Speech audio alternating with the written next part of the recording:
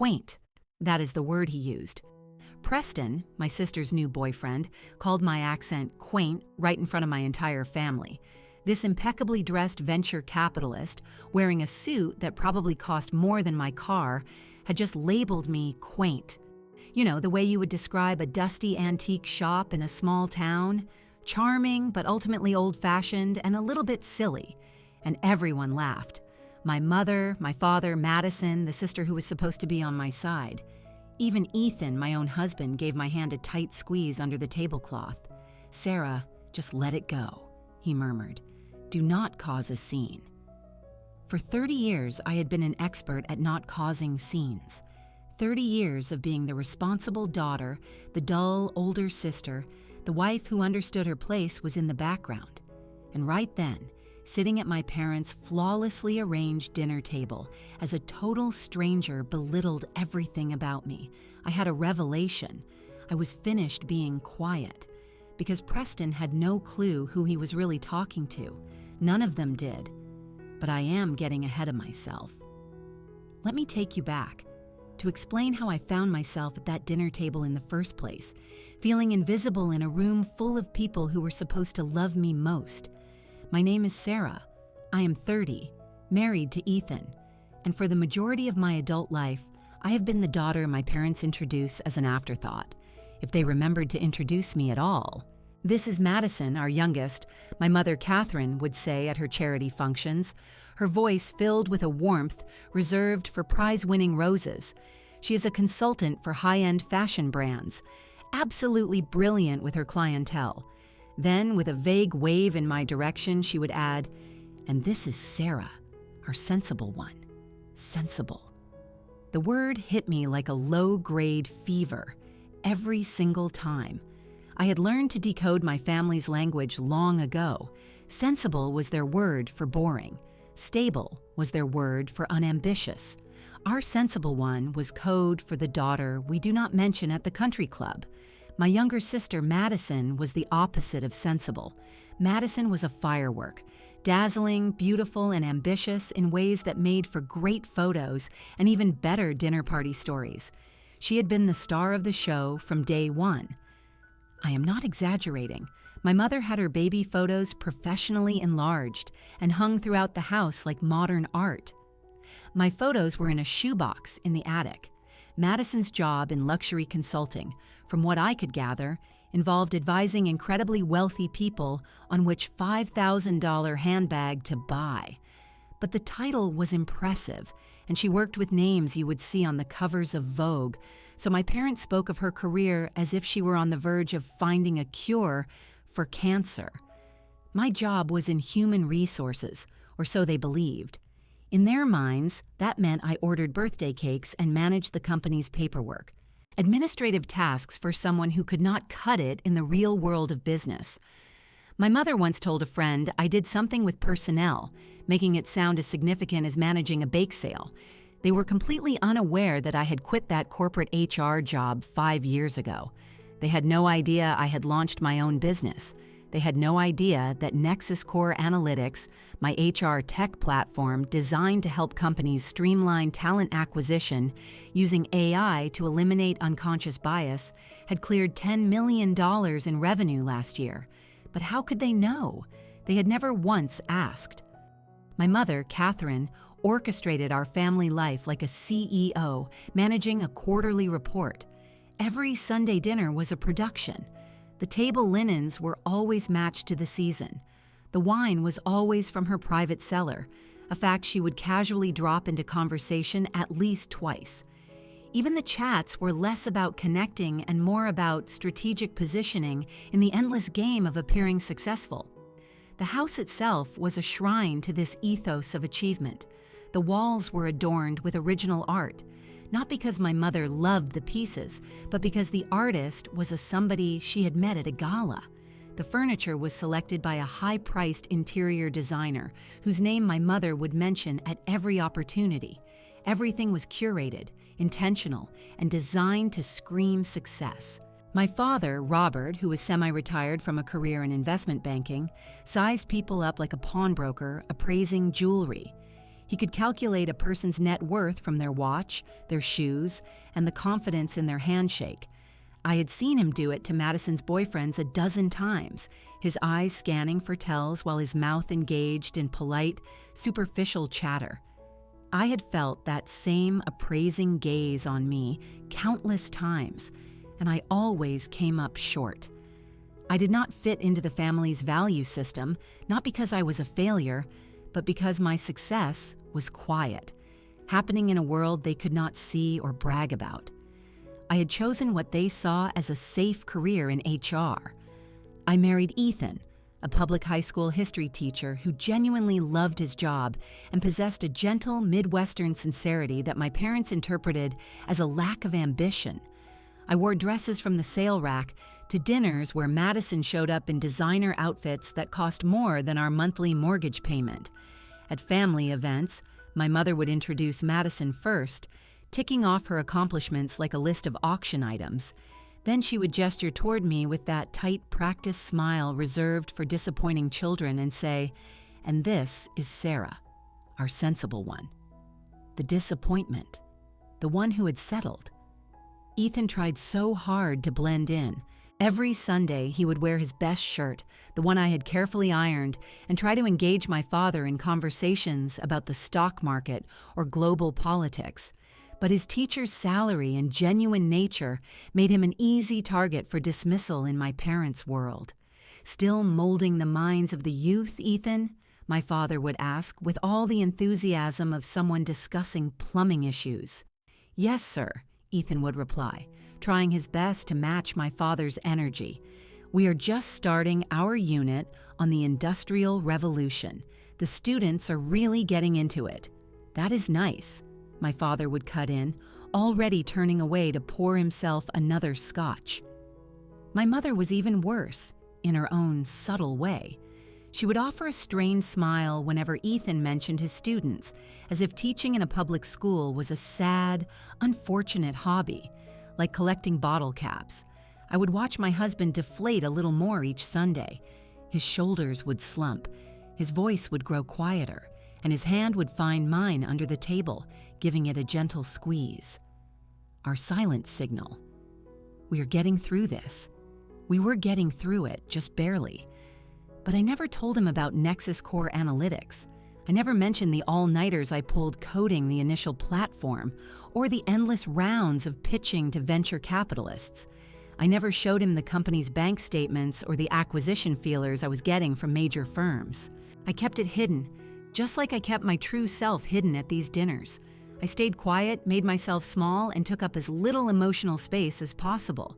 What was the point of sharing a victory with people who had already decided you had lost the game? Madison went through boyfriends like she went through fashion trends. Every few months, a new one would be presented at Sunday dinner. They were always polished, wealthy, and impressive in all the ways my parents cared about. Investment bankers, tech entrepreneurs, men who casually dropped words like disruption and synergy into conversation. My parents treated each of Madison's relationships as a potential merger. My father would probe them about their 5-year plans and investment portfolios. My mother would assess their social capital, mentally curating a list of people to introduce them to at her next charity event. Meanwhile, my marriage to Ethan, which was built on actual love and mutual respect, was treated like a participation trophy. "At least she is settled," my mother had remarked to a friend from her book club last year, while I was standing right there in her kitchen. She said it as if I had given up, as if marrying a teacher and working in what she assumed was a dead-end HR job was the equivalent of checking into a retirement home at 30. I pretended I had not heard. I had become an expert at pretending. I pretended not to see the 1,000 tiny cuts, the way my father's eyes would glaze over when I tried to talk about my day, the way my mother always sat me at the far end of the holiday table, next to a hard-of-hearing great uncle or the kids' table, the way Madison's smallest promotion was met with champagne toasts, while my real significant achievements went entirely unacknowledged. But I kept a ledger in my head. Every condescending remark, every dismissive glance, every time I was introduced as our sensible one, I filed it away. Evidence. I told myself it did not bother me. I told myself I was above their shallow obsession with status. I was building something real, something that made a difference, while they were busy playing their games of social chess. I was lying to myself. It bothered me. All of it. Every slight chipped away at me, leaving me feeling a little smaller, a little more invisible. Then Madison called that Sunday afternoon, and I knew this new boyfriend was going to be a big deal. "He is different, Sarah," she gushed, her voice an octave higher than usual, a clear sign she was performing. "He is in private equity, handles international portfolios. He went to Wharton." I could almost hear my mother's blood pressure rising with excitement through the phone. "That is great," I said, folding laundry in our modest apartment, my attention only half on the conversation. Madison's boyfriends were all just expensive suits to me. "Mom is going all out for dinner," Madison went on. "She wants everything to be perfect. You are still coming Sunday, right?" As if I had a choice. As if skipping a Sunday dinner was ever a real option in my family. When I told Ethan about the impending dinner, he let out a long sigh, the kind reserved for unavoidable and unpleasant obligations. He was at our small kitchen table, grading essays, a red pen in his hand. He looked tired, that specific brand of teacher tired that sets in around October. "Maybe this one will be a decent guy," he said, not looking up from a paper. I did not have the heart to tell him that decent was not on my parents' list of approved qualities. Impressive, successful, and wealthy were. Decent was just another word for sensible, and we both knew what that meant in my family's dialect. That evening, I stood in front of my closet, staring at the same navy blue dress I had worn to the last 3 family dinners. It was simple, appropriate, and completely unremarkable. It was the sartorial equivalent of me at these gatherings. Invisible. I caught my reflection in the mirror and felt a pang of something I could not name. When had I let myself become so small? When had I started apologizing for my own existence? My phone buzzed. A text from my mother. "Dinner is at 6 sharp. Do not be late. And Sarah, please try to make an effort with your appearance. First impressions are important. I had been having Sunday dinners with them for 30 years. Apparently, I still had not managed to make a good one. Sunday came with the grim finality of a scheduled surgery. Ethan drove us to my parents' house in a tense silence, his knuckles white on the steering wheel. I watched the familiar suburbs blur past, the houses growing larger and more ostentatious as we neared my parents' estate, as my mother liked to call it. We pulled into the driveway at 5:58 p.m., 2 minutes early, which by my mother's standards was practically late. The house was glowing. Candles flickered in every window, a carefully curated display of warm elegance. Classical music, something complex and expensive sounding, wafted from inside. Even the wreath on the front door looked like it had been professionally styled. My mother opened the door before we even knocked. She was wearing her special occasion pearls, the ones reserved for guests who mattered. Her hair was perfectly coiffed, her makeup immaculate, and her smile was as bright and artificial as a department store display. "Darling," she said, air kissing my cheek while her eyes did a rapid, critical scan of my outfit. I saw her smile falter for a fraction of a second as she registered the familiar navy dress. "How lovely," she said, her tone suggesting the exact opposite. "Ethan, wonderful of you to come." She ushered us into the house with the practiced efficiency of an event planner. From the entryway, I could see the dining room table, set with military precision. Crystal glasses gleamed, silverware was aligned perfectly, and the burgundy napkins were folded into some kind of intricate origami swan. "Madison and Preston are in the living room," my mother announced, already leading the way. "Come and meet him." We followed her in, and there they were. Madison was perched on the edge of the cream-colored sofa, practically vibrating with a mix of excitement and anxiety. She wore a designer dress I recognized from her social media, something that probably cost more than our monthly grocery bill, and next to her was Preston Vance. 33, according to Madison's breathless phone call, with a tan that spoke of recent expensive vacations. His dark hair was perfectly styled, and he wore a charcoal suit that fit him like a second skin. He rose as we entered, his movements smooth and practiced.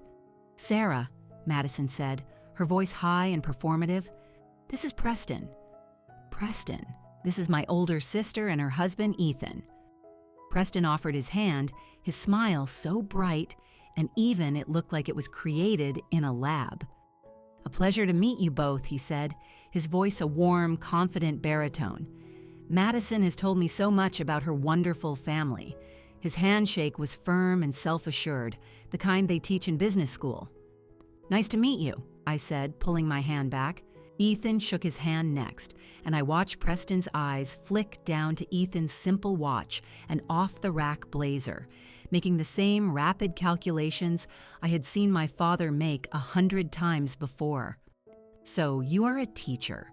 Preston asked, his tone friendly but with an unmistakable edge of condescension. "That is admirable, truly admirable. The word people use when they mean well-intentioned, but ultimately insignificant." My father appeared with his signature glass of scotch. "Robert Davenport," he said, shaking Preston's hand with a warmth he had not shown Ethan in 4 years. "Heard great things. Private equity, Madison tells me." And just like that, the show began. We moved to the dining room, and the evening unfolded exactly as I knew it would. Preston held court, dazzling my parents with a stream of corporate buzzwords. "The current landscape is all about strategic diversification," he said, swirling his wine like a seasoned sommelier. "It is about leveraging predictive analytics to optimize portfolio growth." My father leaned forward, practically hanging on his every word. Exactly right. Too many firms are chasing short-term gains without a solid long-term value proposition. My mother's eyes sparkled with approval. This was it. This was what she wanted for Madison. Not love, but a man who could talk about money with this kind of authority. Madison beamed, her hand resting on Preston's arm, laughing a little too loudly at his jokes. I pushed a piece of asparagus around my plate, feeling Ethan's knee press against mine, our silent signal. But tonight felt different. Even Ethan seemed smaller, more subdued. His shoulders were hunched. His answers to my father's perfunctory questions were quieter, almost apologetic. "So, Ethan," my father said during a lull in Preston's monologue, "still teaching history?"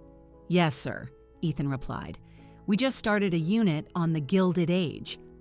Right, my father said, already turning his attention back to Preston. I watched Ethan retreat into himself, his face shuddering. Then Preston's focus shifted to me. "So, Sarah," he said, that friendly but assessing tone back in his voice, "Madison mentioned you are in HR. The way he said HR made it sound like I clean the office bathrooms." "Yes," I said, my voice steady. "I handle talent strategy and acquisition for a tech company." "A tech company?" Preston nodded slowly, patronizingly. "Interesting. I do some consulting for tech startups myself. The HR side of things is so administrative.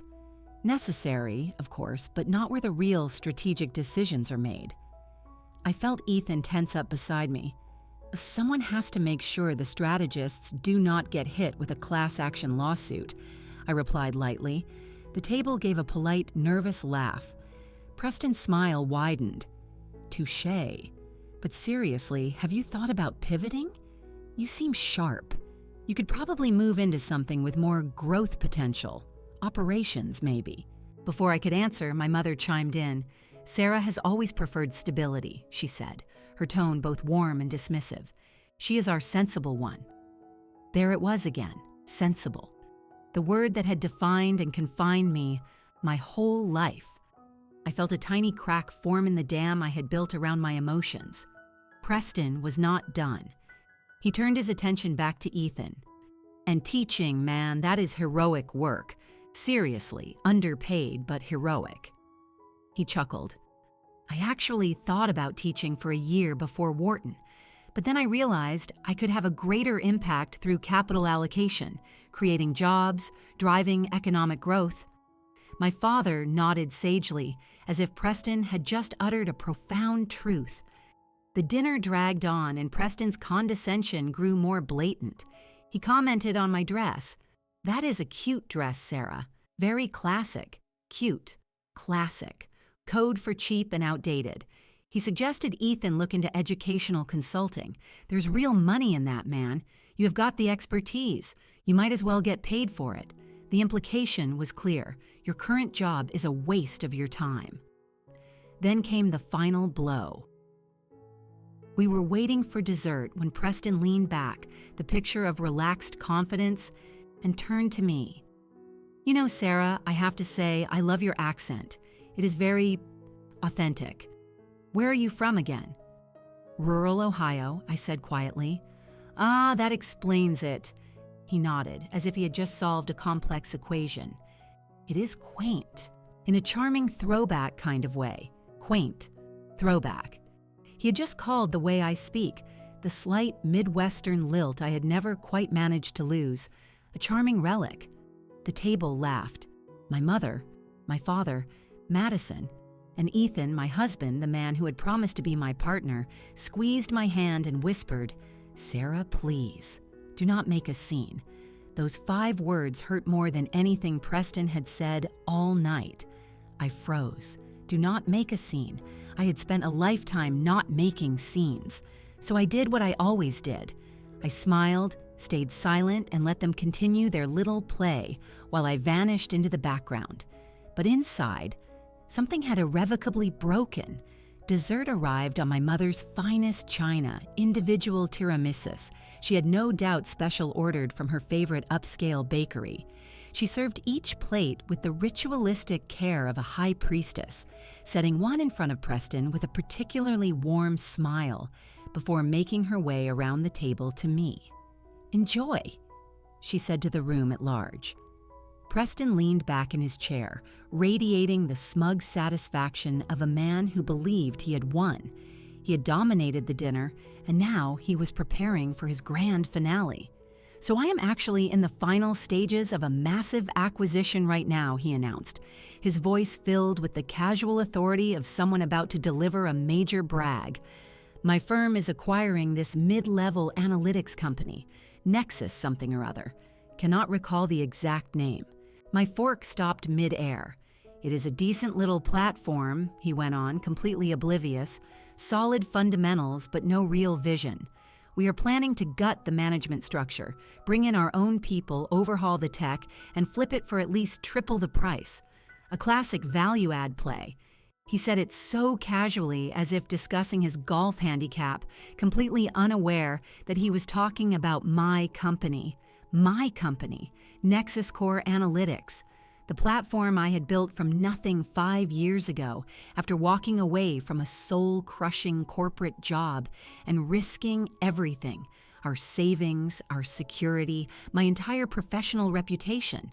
The company that had been my entire life for half a decade, the company I had coded myself at 2 a.m. at our kitchen table, the company that had almost bankrupted us twice before it finally found its footing, the company that had just cleared $10 million in revenue.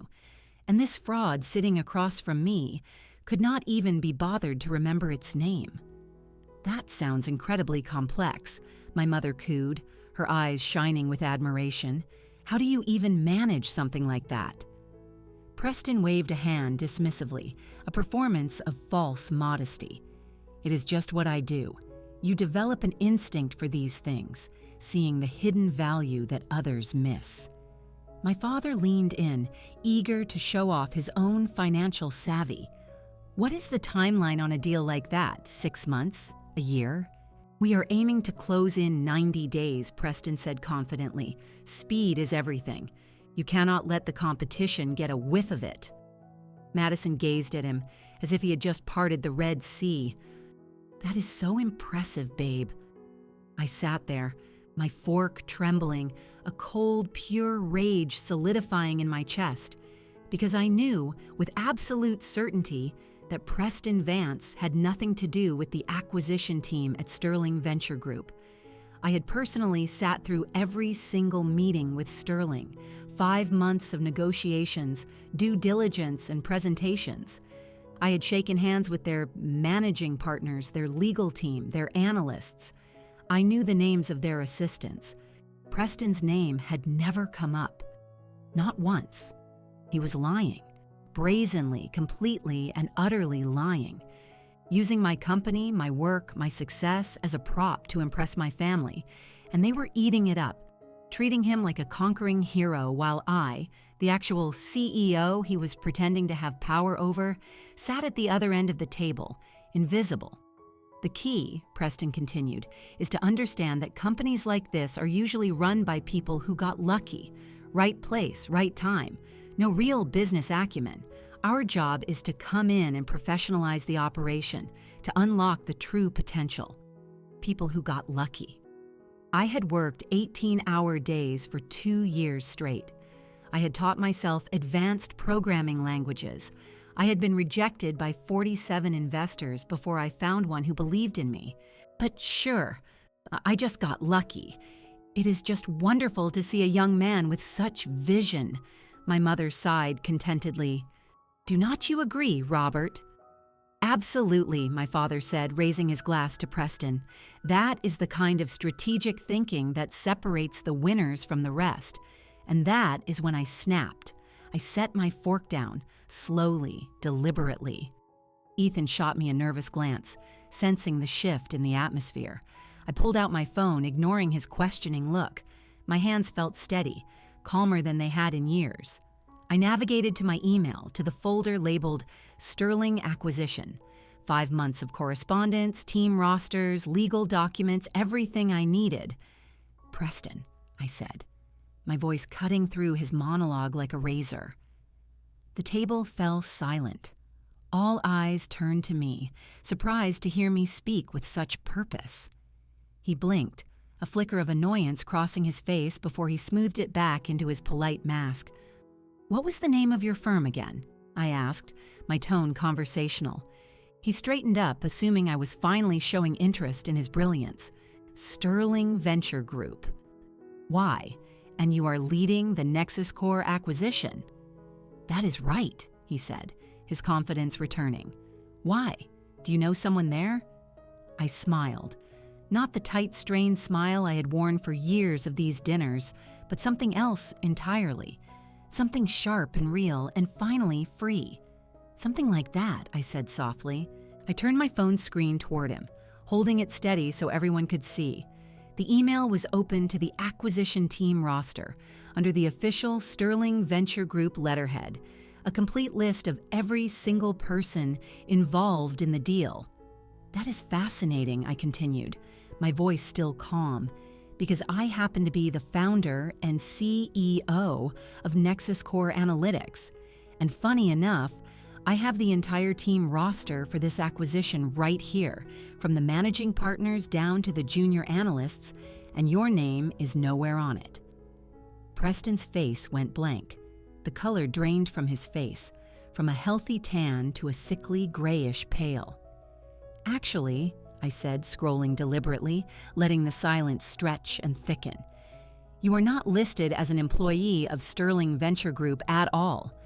I pulled up another document, a company directory I had been sent just last week.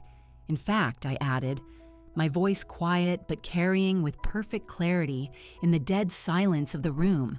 According to public SEC filings, you were terminated from Sterling 6 months ago for gross ethical violations.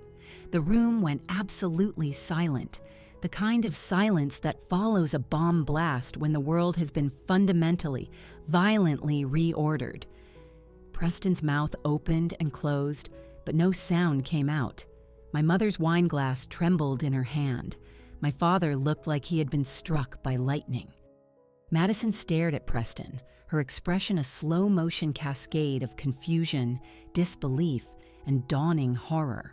And Ethan was looking at me as if he were seeing his wife for the very first time. I held my phone steady, the evidence glowing on the screen, and I waited. That is, there must be some kind of mistake, Preston finally stammered, his voice thin and reedy, all its earlier confidence gone. Corporate records can be complicated, Names do not always appear on every list. These are not just any lists, I interrupted, my voice still calm, still unshakable. These are official team rosters and legal filings. Your name is not missing because of a clerical error, Preston. It is missing because you were never part of this deal. His face was now a mottled red, panic starting to set in as his web of lies disintegrated. But I was not finished. My fingers moved across the screen, pulling up another file. The adrenaline in my system should have made me shake, but I felt preternaturally calm, as if I had been preparing for this exact moment my entire life. Actually, Preston, there is more, I said, scrolling through the public records I had saved during my own due diligence. SEC filings are a matter of public record, you know. I turned the screen so the whole table could see the header: Securities and Exchange Commission, Employment Termination Disclosure. This is from 6 months ago, I explained, my voice taking on the clear, factual tone I used in board meetings. Sterling Venture Group filed this, as required by law, when they terminated a senior associate for cause. I scrolled down to the highlighted section where Preston's full name was printed in stark black and white. You were terminated for falsifying client reports and misrepresenting deal involvement to secure personal bonuses, I read aloud. The investigation found you had been claiming credit for acquisitions in which you had no role. Madison made a small, wounded sound, a cross between a gasp and a sob. My mother sat frozen, her perfect hostess mask finally shattered. My father stared at Preston, his face a mask of dawning, horrified comprehension. He had been completely and utterly conned. So, the massive deal you have been bragging about all night, I continued, my voice still quiet. That is my company. The company I founded and built from the ground up over the last 5 years. The company that is, in fact, being acquired by Sterling, except you have absolutely nothing to do with it. I looked directly at Preston. You have been lying. About everything. The silence that followed was absolute. Preston's jaw worked, but no words came out. He stood up so abruptly his chair screeched against the hardwood floor. You do not know what you are talking about, he said, but his voice was a desperate whisper. You are taking things out of context. I am literally showing you official SEC filings, I replied. Still seated. Still in control. What context makes fraud acceptable, Preston? Madison finally found her voice, small and trembling. You told me you were promoted, she said, staring at him as if he were a complete stranger. You said they made you a partner. Babe, I can explain. Do not call me that, she snapped, her voice cracking. Do not you dare. He reached for her hand, but she recoiled as if he were on fire. You said you were leading these huge deals, she went on, tears now streaming down her face, ruining her perfect makeup. Where were you really going? He had no answer. I leaned forward. Explain what, Preston? I asked softly. That you are a fraud? That you spent the entire evening mocking my career, calling my job administrative, while using my actual success to build your fantasy life? The words hung in the air, thick and damning. My mother's face finally crumbled. Shock, horror, and a deep, profound embarrassment washed over her features. My father set down his scotch glass with a heavy thud. Then Catherine Davenport, my mother, found her voice. It was cold, absolute, and utterly final. Get out of my house. 3 words delivered with the force of a death sentence. Mrs. Davenport, please, if you will just let me. Now, my mother said, her voice like ice. Get out! Preston looked around the table, desperate for an ally, but found only shocked and averted faces. He grabbed his jacket, his movements clumsy and uncoordinated. This is a misunderstanding, he muttered, mostly to himself. I can clear this up.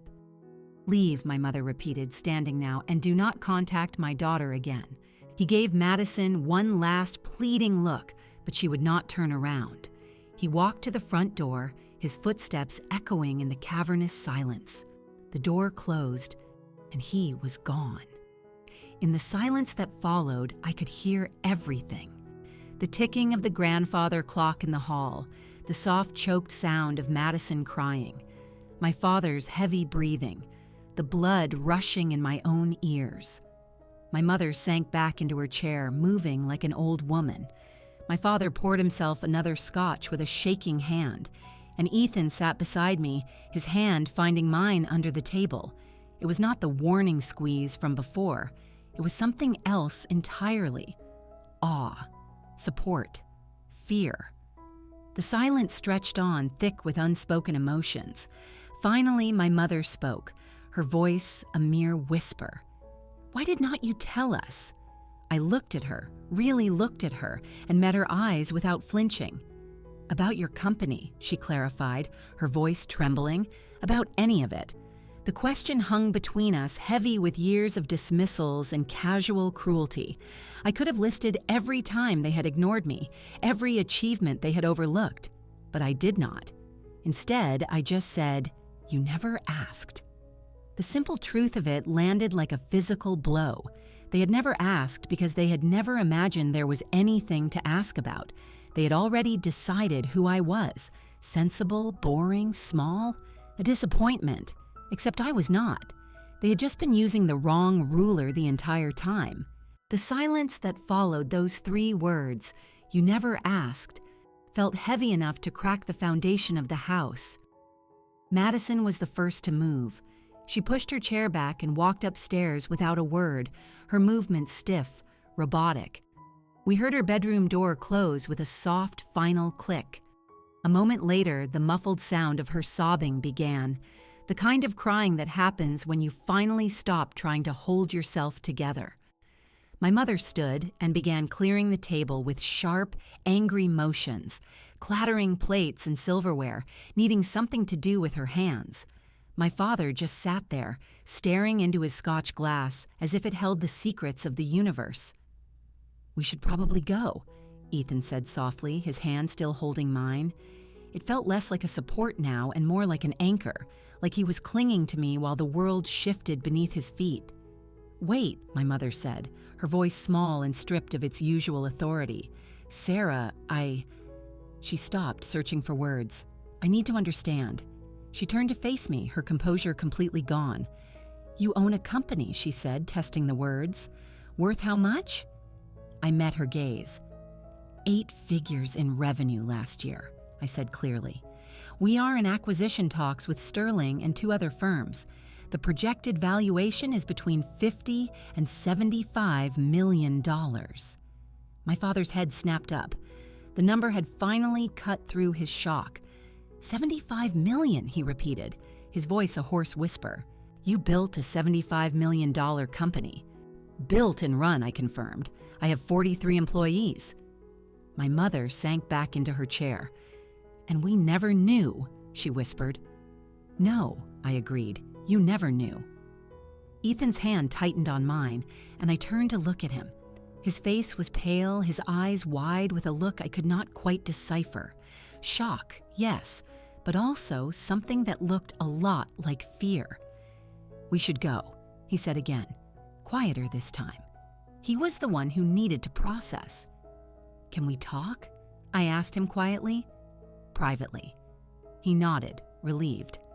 We stood and walked to the entryway, away from my parents, who were frozen in the dining room like statues in a museum of disaster.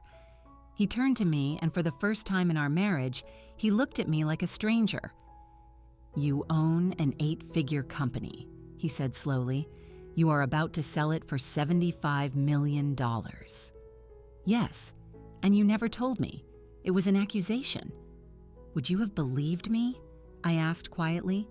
"If I had told you a year ago, would you have believed me? Or would you have thought I was exaggerating, that I had just gotten lucky, the way Preston said?" He flinched. I had my answer. "I am so tired, Ethan," I said, the words heavy with years of making myself small. Tired of being the disappointing daughter, the boring sister, the wife who needs to not make a scene. My voice cracked on the last words. "I built something real, something that matters, and I have been hiding it, hiding myself." Because this family only respects a certain kind of success." His expression softened, shame and realization washing over him. "I should have defended you," he said quietly, his voice rough. "Tonight and every other night. I let them make you feel small because I was scared. Scared of their judgment." The admission was raw and painful. "I am sorry, Sarah. I am so sorry." The apology was real, but it felt like it had come too late. "Yes," I said simply, "you should have been." We stood there, surrounded by a gallery of happy family photos that suddenly felt like a lie. I wondered if he could love this version of me, the one who ran board meetings and negotiated multi-million-dollar deals, or if he needed me to stay the small, quiet woman he had married. Before I could ask, my mother appeared in the hallway. She looked frail, diminished. "Stay," she said, her voice a plea. "Please, we need to talk about this. Really talk." I looked at Ethan. He nodded slowly. "I think we should," he said. I turned back to my mother. "Okay," I said. "Let us talk." We moved to the living room. My parents sat opposite me and Ethan, looking lost and confused. Madison came downstairs, her eyes red and swollen, and curled up on the other couch. The silence was thick with unspoken history.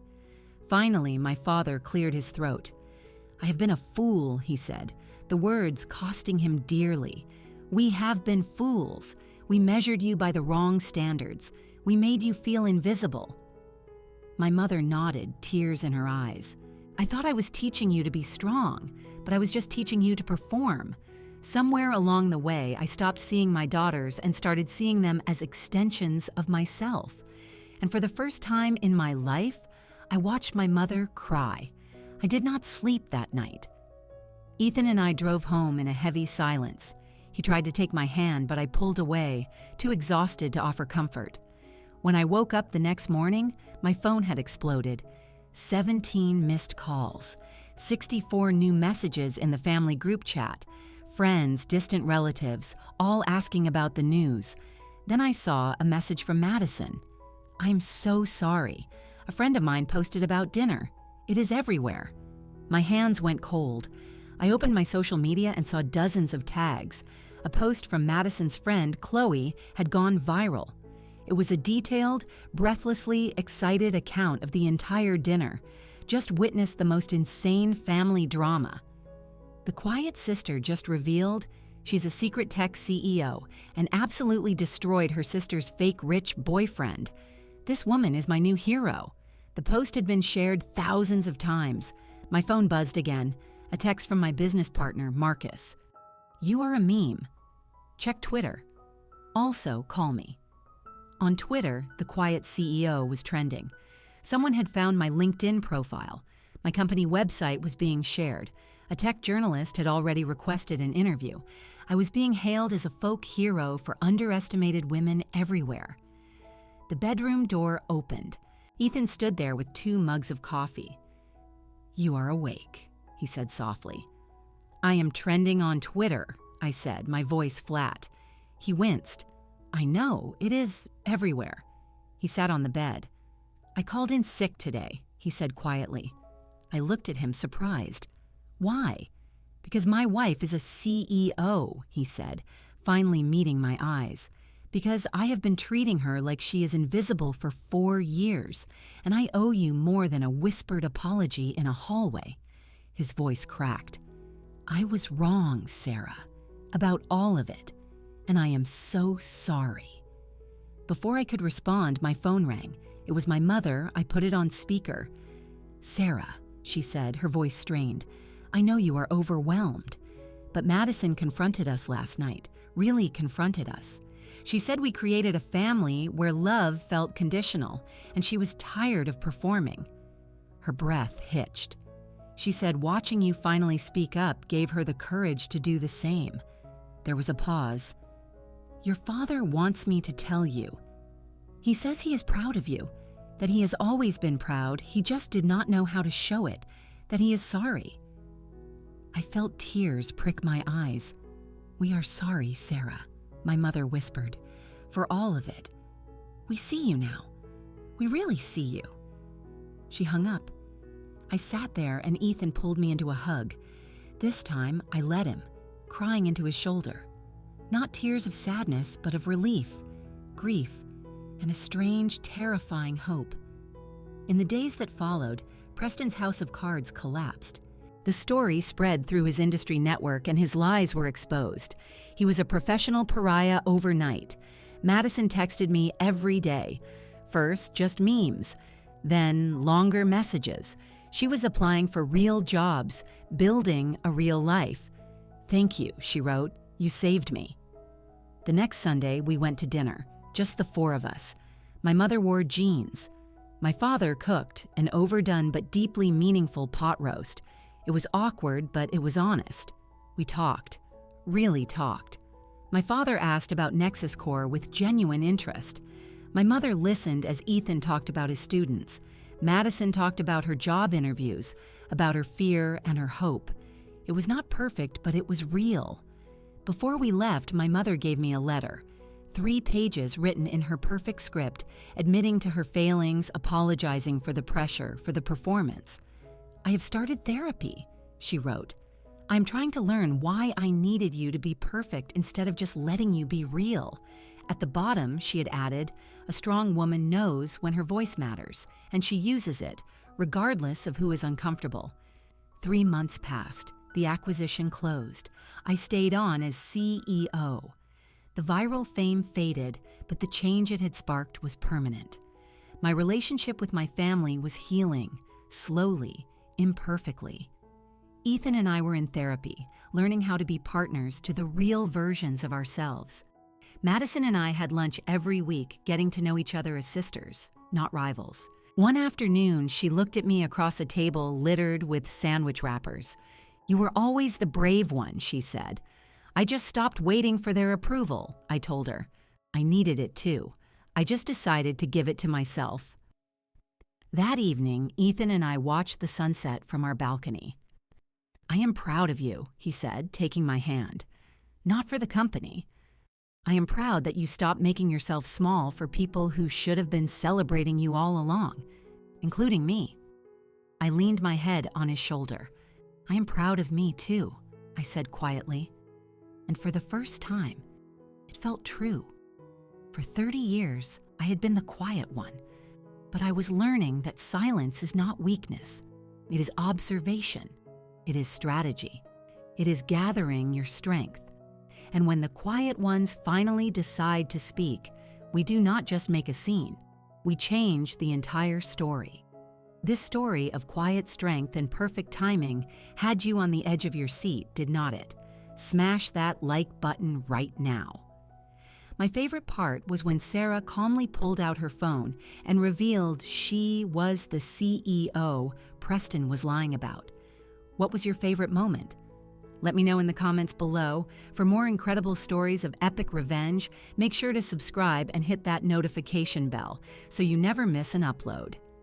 End of story.